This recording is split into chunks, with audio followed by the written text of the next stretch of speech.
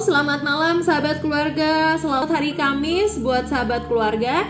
Buat yang malam hari ini udah bergabung bersama dengan Family First Indonesia. And seperti biasa, aku Alen akan nemenin sahabat keluarga untuk bincang-bincang dengan narasumber kita terkait topik-topik tentang relasi dan keluarga. Ini kita bakalan ngomongin tentang komunikasi yang memburuk selama pandemi COVID-19 ini. Nah, selamat bergabung dengan Family First Indonesia yang selama 30 menit ke depan kita bakalan ngobrol-ngobrol seru bareng dengan narasumber kita hari ini, yaitu Ibu Krisna Dewi Maharti, seputar topik komunikasi yang memburuk selama pandemi. Nah, sahabat keluarga, kalau misalnya sahabat keluarga juga mungkin sedang mengalami tentang komunikasi yang justru menjadi nggak oke nih bareng pasangan, atau juga komunikasi yang nggak oke dengan anak-anak. Nah, silakan bergabung bersama kami, sharing di kolom komentar, atau juga bisa kasih pertanyaan juga oke. Nanti ada Ibu Krisna Dewi yang akan nemenin kita, ngasih kita tips-tips terkait topik kita hari ini. Keluarga, kita ngomongin tentang komunikasi ya. Aku nggak ngerti deh, biasanya kalau semakin sering ketemu, kalau dulu zaman kita masih kerja gitu full ya, mungkin kerjaan, pulang kerja, terus istirahat, pagi kerja lagi, sehingga semakin jarang ketemu, mungkin dipikirnya akan semakin baik daripada sering ketemu kemudian jadi berantem. Bahkan sekarang ada istilah bukan 4L lagi, tapi 7L. Lu lagi, lagi-lagi, lu. Nah, yang kayak gini-gini nih yang bikin akhirnya jadi berantem. Karena sering ketemu, malah jadinya sering banget jadi miskomunikasi. Nah, terus juga kita ngomongin tentang bahasa cinta atau bahasa kasih. Nah, aku nggak tahu nih, apakah sahabat keluarga masih ingat tentang 5 bahasa cinta yang sering banget disinggung oleh para pembicara kita selama siaran di radio ataupun selama live streaming di Instagram. Nah, nanti kita juga akan bahas tuh dengan Bu Krisna bagaimana 5 bahasa cinta bisa meminimalisasi miskomunikasi yang terjadi selama masa pandemi ini. Baik itu dengan pasangan, baik itu juga dengan anak-anak kita. Nah, kalau misalnya sahabat keluarga sendiri, ada nggak sih yang pernah jadinya malah ribut besar atau konfliknya jadi semakin gede selama masa pandemi ini? Nah, Bu Krisna, aku mau ngebahas tentang komunikasi yang memburuk selama pandemi, Bu. Ini kan kalau istilahnya dulu 4L ya, lu lagi. Tapi kalau sekarang 7L, Bu. Apa tuh? Lu lagi, lagi-lagi lu. Nah, nah ini bikin sering konflik, Bu. Komunikasi ya, miskomunikasi antara kita dengan pasangan kita, atau juga miskomunikasi antara kita dengan anak-anak kita, orang tua kita, seperti itu kan ya, Bu ya. Nah, kalau gitu aku mau tanya dulu di awal ini, Bu, sebenarnya pengertian komunikasi itu apa sih, Bu?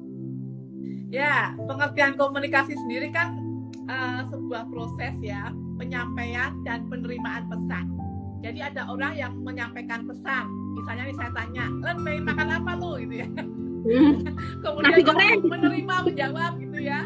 Ya pengen gado-gado nih, itu bisa ya. Jadi sebetulnya komunikasi itu ada sebuah proses penyampaian dan penerimaan pesan. Lah kalau komunikasi yang bagus memang harusnya ada yang take and give. Saya bertanya apa, Ellen menjawab gitu ya. Saya bertanya ke suami menjawab. Kalau misalnya jawabannya juga kurang enak gitu ya, misalnya pengen makan apa nih, terserah, nggak ada lauk, terserah, misalnya sayurnya apa, terserah. Nah itu kan itu sesuatu yang memburuk, yang mungkin sudah malas berinteraksi, malas menanggapi, cuma sepatah dua patah kata. Jadi ketika tidak ada sebuah keinginan yang baik, goodwill dari hati, itu nanti mengakibatkan komunikasi memburuk. Jadi proses penyampaiannya bisa nggak sampai, bisa nggak dimengerti karena hati udah panas, atau juga ketika nanti interaksinya itu kemudian tidak bisa lancar. Itu kalau memburuk loh ya. Tapi kalau komunikasi sendiri memang adanya proses penyampaian dan penerimaan pesan. Ya minimal dilakukan oleh 2 orang. Jadi kalau sendiri bukan komunikasi itu. Monolog jadinya ya. Nanti ya. Oke. Berarti Bu, kalau bisa dibilang komunikasi itu adalah ketika pesan dan respons ya. Pesan mendapatkan respons, itulah komunikasi, begitu kan ya Bu ya? Betul. Ketika pesan tidak mendapatkan respons itu bukan komunikasi. Ya, atau yang kedua pesan sama responsnya nggak nyambung, nah itu komunikasi yang buruk, begitu ya Bu ya? Iya, betul. Nah, kalau gitu Bu, ngomongin tentang tadi kan ada pesan, ada respons gitu ya. Jadi sebenarnya faktor-faktor yang penting di dalam komunikasi itu apa aja sih Bu? Ya, sebetulnya harus dipahami komunikasi itu kan bukan sekedar penyampaian kata-kata. Itu harus dipahami dulu. Komunikasi itu bukan sekedar ucapan, tetapi lebih dari hati.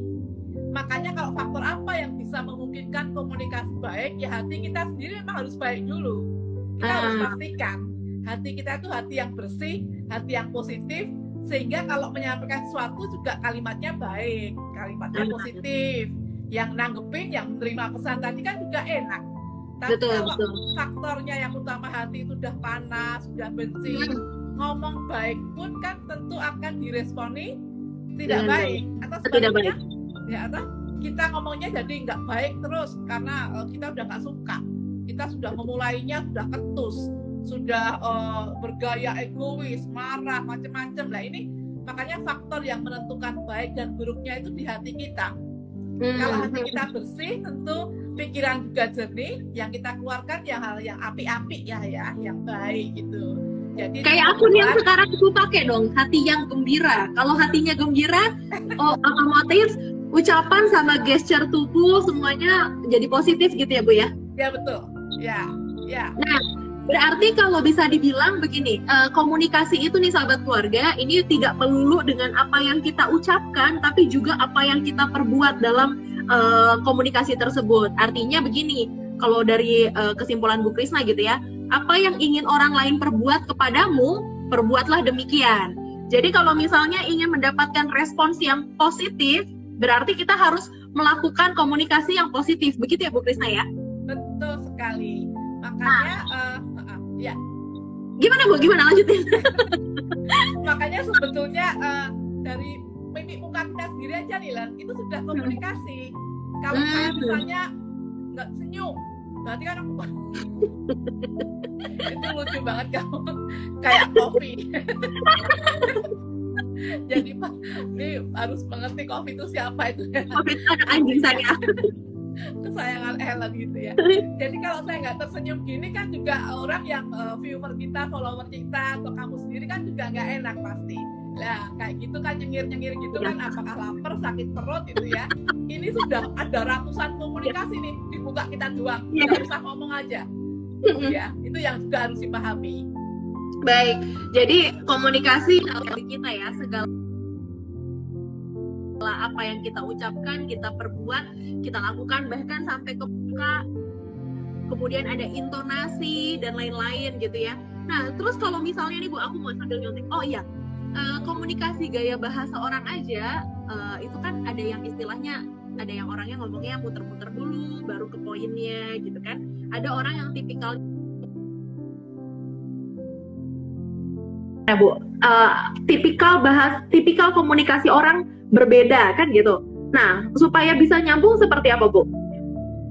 Ya, tadi putus-putus loh Lan, jadi kurang Kurang paham. jelas ya? Oke, jadi gini. Toleransi Bu, berbicara tentang toleransi. Ini kan kalau komunikasi, gaya komunikasi orang-orang juga beda-beda kan ya Bu ya? Ya. Nah, bagaimana supaya kita bisa toleransi dengan pasangan kita, dengan anak-anak kita ataupun orang tua, supaya meminimalisasi konflik. Gimana Bu? Minimal kita kan orang-orang yang sudah dekat dengan mereka ya. Artinya kita tahulah karakter pasangan kita itu, kalau kita ngomongnya kayak apa dia nggak suka. Kalau kita tahu kebutuhan mereka juga gitu ya. Selain pertama kita tahu karakter mereka, mengenal mereka, kita juga tahu kebutuhan mereka. Kalau misalnya kita udah paham suami kita baru pulang itu paling nggak suka kalau ditanya-tanya, tapi dia suka disuruh minum dulu, minum ini ada teh atau mau air anget, atau oh ini ada pisang goreng gitu ya. Kemudian kita sudah paham nih, oh dia seneng kalau ditanya-tanya sesuatu itu ketika sudah makan, sudah mandi, sudah rileks lah. Nah itu harus kita pahami. Pertama kuncinya pahami siapa lawan bicara kita. Kalau suami kita ya karakter dia, kan kita ngerti hobinya. Anak-anak kita juga begitu kan, mereka senang ketika sudah makan, mereka situasinya sudah mengerjakan PR gitu ya, kita baru bisa banyak bertanya ke mereka, interaktif. Yang kedua, kita harus pahami kebutuhan mereka. Kebutuhan istri kan memang dicintai, yang ngobrol bareng, yang dipuji gitu ya. Sementara kalau suami senangnya kalau dihormati. Dan disitulah kita ketika paham kebutuhan, paham karakter, baik pasangan maupun anak, kita akan bisa bertoleransi. Kita akan bisa bertoleransi lebih untuk jangan ngomong sekarang deh, anakku banyak PR. Ini kayak misalnya anak kami sedang ujian gitu ya. Ya sudah, kita tidak banyak ajak komunikasi yang tidak perlu. Harus diam, kasih apa yang memang dia perlukan untuk nutrisi dia, untuk minum jus, untuk makannya sudah siap. Dia kan jam 6:30 sudah harus absen nih di depan laptop. Zaman sekarang kan nggak ke sekolah loh. Jadi jam 6 tuh sudah deh, udah bangun belum? Iya udah, ya udah dia pakai seragam. Kemudian absen dulu kan sebelum 6:30. Nah itu nanti tesnya jam 7 kita udah siapin makannya. Itu bagian dari kita bertoleransi akan pada kebutuhan anak kita.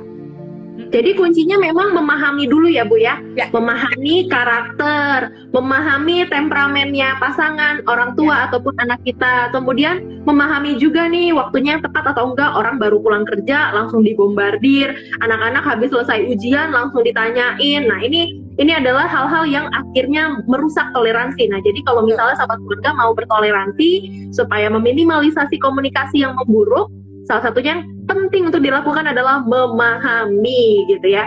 Nah Bu, kalau misalnya dibilang yang boleh dan tidak boleh dilakukan selama berkomunikasi selama lagi pandemi, apa aja sih Bu yang mesti dihindari? Betul, kalau pandemi ini kan masa-masa sensitif ya.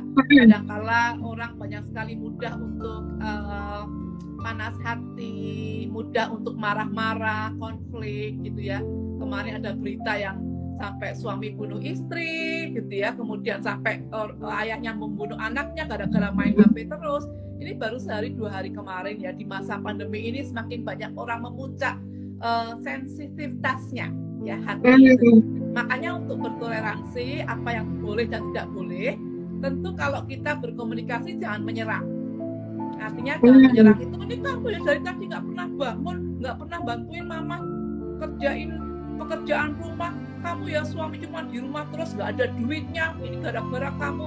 Nggak boleh menyalahkan, nggak boleh menyerang ya, nggak boleh kita itu merasa diri kita lebih gitu. Sebetulnya paling tidak enak tuh ketika kita berbicara kemudian ada yang merasa lebih pintar, ada yang lebih lama, lebih berkuasa, merendahkan yang lain ya. Betul, merendahkan itu nggak boleh. Merendahkan harkat martabat orang lain, entah pasangan kita, entah anak-anak kita, kemudian menyudutkan mereka. Ya, kalau kamu dari tadi udah bangun ya nggak terlambat. Kalau kamu dari tadi udah bantuin mama ya selesai masaknya, misalnya begitu. Kamu terus. Ini yang harus dihindari. Jadi supaya di masa pandemi ini semakin ada toleransi, semakin komunikasi nggak memburuk gitu ya. Tentu kita tadi yang sudah kita bicarakan tadi ya, memahami siapa lawan bicara kita, karakternya kayak apa, kepribadiannya kayak apa, kebutuhannya apa, situasi kondisi juga mendukung. Kemudian kita harus juga di dalam komunikasi jangan menyerang, jangan menyalahkan, jangan menyudutkan, jangan merendahkan harkat atau harga diri orang lawan bicara kita ya. Dan kita jangan egois, jangan merasa lebih tinggi, jangan merasa lebih berkuasa ataupun lebih pandai. Ini yang menjadi penghambat komunikasi itu kan keegoisan kita. Makanya ada seorang ahli komunikasi Shakespeare itu mengatakan, berikan telinga Anda dan kurangi bicara Anda. Nah itu kan bagus, banyak mendengar lah. Itu kunci. Ya, sedikit berbicara ya. Jadi istilahnya ya ada maknanya ya, kita diberikan 2 telinga 1 mulut ya Bu, supaya kita lebih banyak mendengar daripada berbicara terus-terusan gitu ya. Karena kadang-kadang orang juga kalau misalnya lagi cerita atau lagi curhat, sebenarnya bukan untuk belum tentu tentang meminta solusi ya Bu, tapi kadang-kadang adalah orang hanya ingin didengarkan ya kan, orang hanya ingin dipahami gitu kan. Nah, jadi nih sahabat keluarga, aku summary sedikit dari apa yang Bu Krisna barusan bilang tentang bagaimana sih menjaga ya kan, menjaga toleransi. Tadi kan tentang memahami lawan bicara kita, memahami karakter, memahami temperamen atau kepribadiannya, memahami kondisinya, misalnya habis pulang kerja, sedang ujian atau apa gitu ya. Nah kemudian juga ngelihat waktunya, jangan-jangan tengah malam tiba-tiba diajak ngomong kan serem aja ngajak ngomong, ngajakin ribut ini ya kan gitu.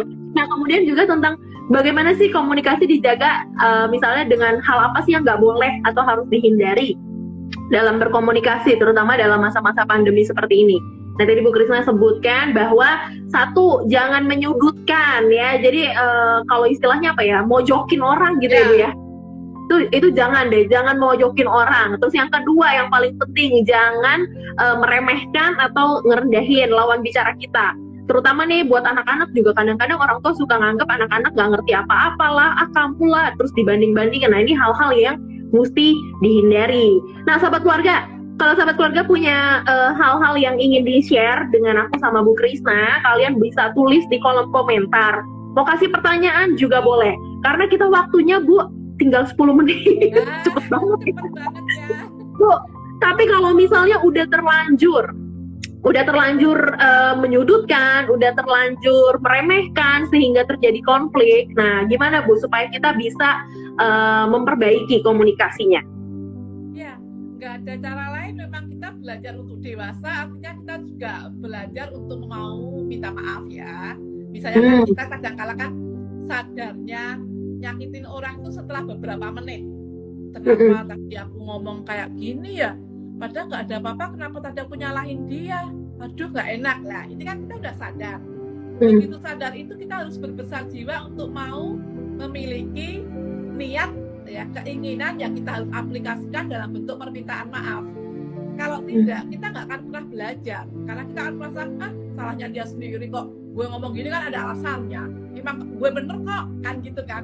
Ini kan berarti kan egonya tinggi sekali, ya gengsinya tinggi, keakuannya itu dinomorsatukan, gitu. Kemudian yang ada yang memandang rendah orang lain. Ini sekali lagi yang menjadi penghalang komunikasi sebetulnya ego kita, ya.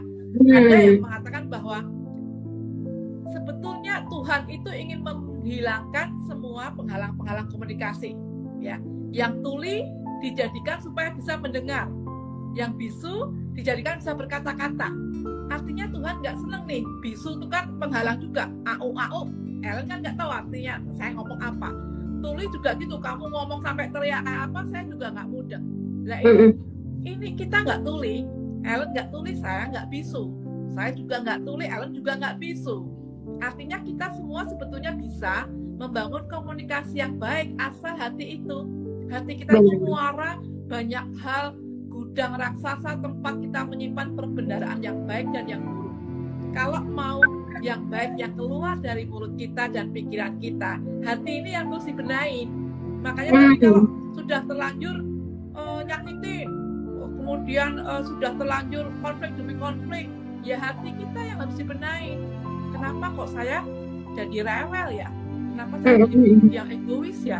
Aduh Tuhan ampuni saya mesti gimana ini? Ini namanya kita membenahi hati dulu untuk kemudian bisa berkeinginan untuk minta maaf, memperbaiki, kemudian bahkan siap untuk dikritik. Saya kalau aku ngomongnya kenceng-kenceng, maafin loh, kamu bisa tegur aku misalnya. Itu kan kita juga mau belajar. Ibu berjiwa besar ya. Ya, betul. Berarti bisa dibilang gini Bu, artinya gini, setiap orang tuh sebenarnya bisa berkomunikasi. Kalau tadi Bu Krisna memberikan analogi tentang pendengaran dan kemampuan untuk berbicara. Even bahkan teman-teman atau keluarga kita yang tunarungu dan tunawicara pun kan ada bahasa komunikasi yang bisa digunakan. Artinya memang sahabat keluarga sebenarnya komunikasi itu bisa untuk dilakukan secara positif. Cuma tadi poin utama dari Bu Krisna adalah ego kita. Yang menjadi penghalang besar adalah ego kita sendiri. Sehingga ketika terjadi miskomunikasi ataupun keburu konflik lah dalam komunikasi ini, maka yang mesti diperbaiki pertama kali adalah ego dalam hati kita. Bagaimana kita merendahkan, istilahnya kita cukup rendah hati untuk meminta maaf, dan juga cukup rendah hati untuk memaafkan gitu. Kadang-kadang gitu tuh, yang satu udah mau minta maaf tapi yang satunya lagi nggak mau maafin, Bu. Akhirnya jadinya ribut lagi. Ya udah kalau nggak mau dimaafin gitu kan. Nah, jadi sama-sama mau mengampuni dan sama-sama mau memberikan memohon ampun ya, artinya meminta maaf gitu. Nah, ini hal yang penting, Bu. Karena waktu tinggal 7 menit, aku minta ini dong, Bu, minta statement dari Ibu, kira-kira seberapa penting sih, Bu, bahasa cinta, bahasa kasih dalam memelihara komunikasi di dalam keluarga, entah itu dengan anak, dengan pasangan, ataupun dengan orang tua. Bahasa cintanya seperti apa, Bu, yang perlu kita pelihara? Ya, wah, itu sangat-sangat penting sekali tuh kita untuk memahami bahasa cinta. Karena dengan memahami bahasa cinta itu memudahkan kita untuk menjalin komunikasi lebih karib, lebih lekat, lebih dekat.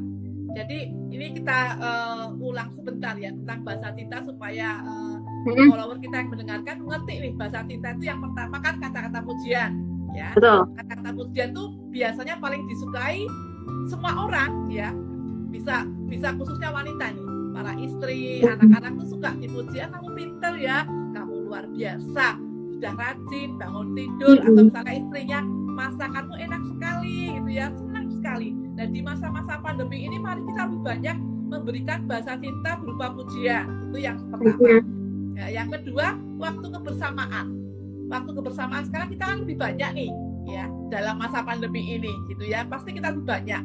Mari setelah memang selama ini kita nggak punya waktu, kurang waktu, sekarang udah punya kebersamaan, kita gunakan kebersamaan ini bukan sekedar duduk-duduk doang, bukan. Ya, kalau kita sibuk memang kita butuhkan duduk-duduk bareng gitu ya dulu-dulunya.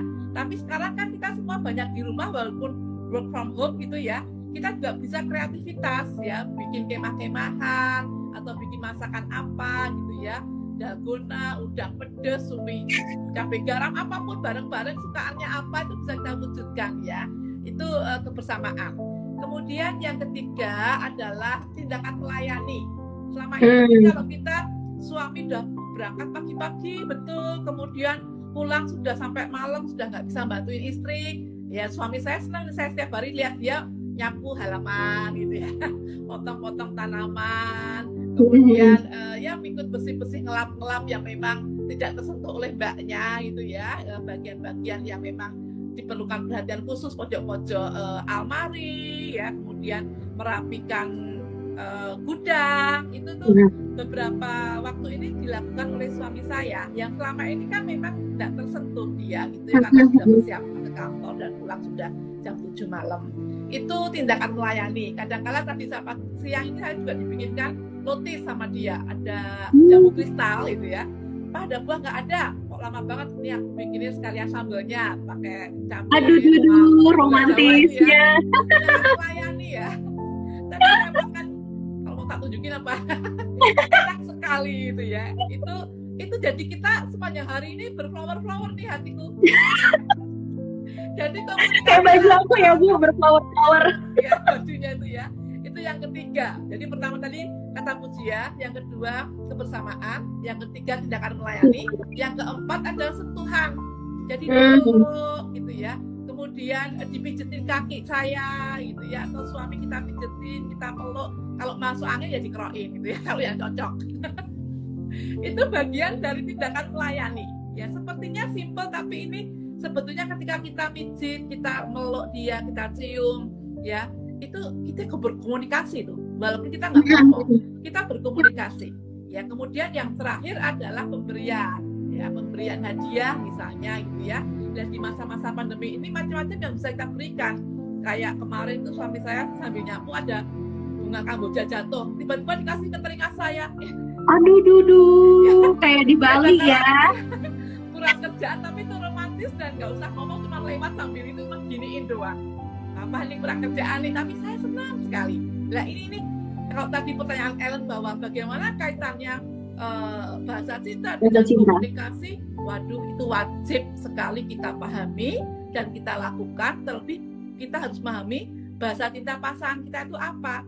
Kalau dia dipuji ternyata berflower-flower, berbinar-binar, berarti dia suka dipuji.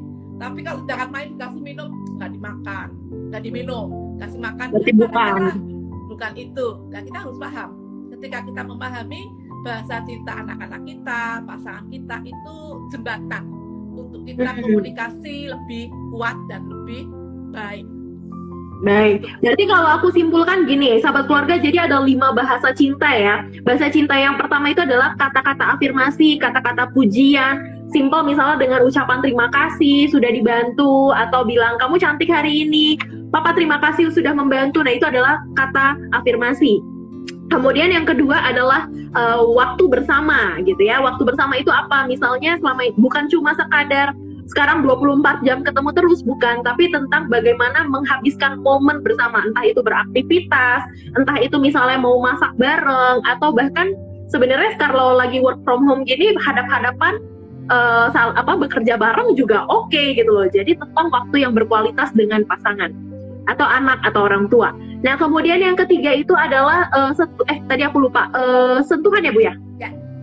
Sentuhan itu misalnya bisa apa? Pelukan, rangkulan gitu ya, atau kadang-kadang kalau misalnya ke anak-anak nih bisa dengan tepukan di pundak, good boy, good girl atau apa gitu ya. Kemudian juga yang keempat itu adalah tindakan melayani. Tindakan melayani ini misalnya apa? Misalnya itu kita tahu nih, suami kita sedang sibuk nih, mungkin kita bisa bikinkan teh hangat gitu juga ya Bu ya. Ya. Terus atau kalau pemberian juga ada ya Bu ya. Pemberian tuh misalnya hadiah-hadiah ya Bu? Ya. Banyak Bu bener. Ya. Sama yang terakhir tadi yang kelima adalah apa Bu? Tadi aku sampai lupa.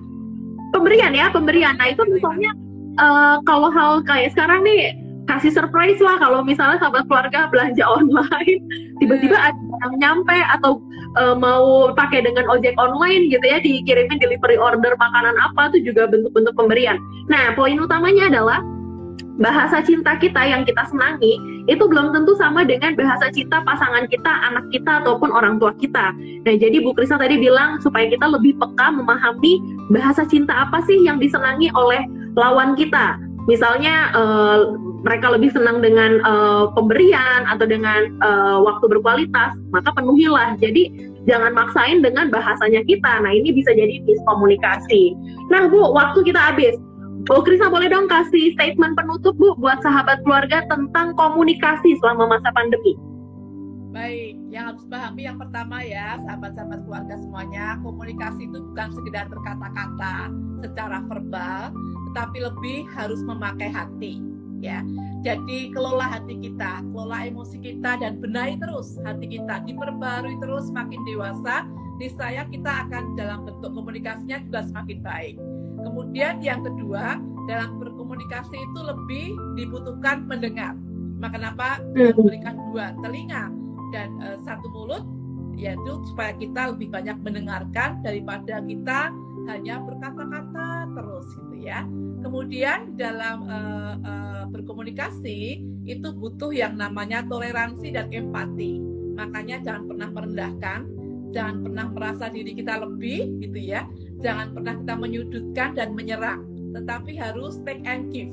Satu sama lain harus dengan nada yang datar, dengan nada yang sejuk, intonasi yang baik, karena kita harus menghargai siapa lawan bicara kita. Itu aja mungkin Ellen ya.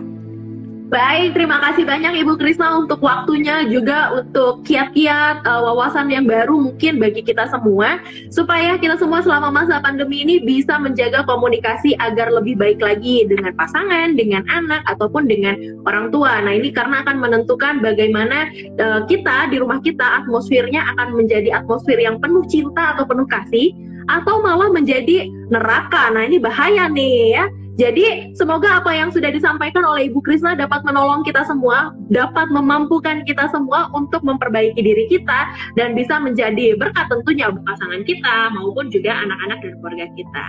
Oke, sekali lagi terima kasih banyak Ibu Krisna juga untuk setiap sahabat keluarga yang sudah ngobrol-ngobrol kita. Jangan sampai jumpa di live streaming berikutnya. Bye-bye.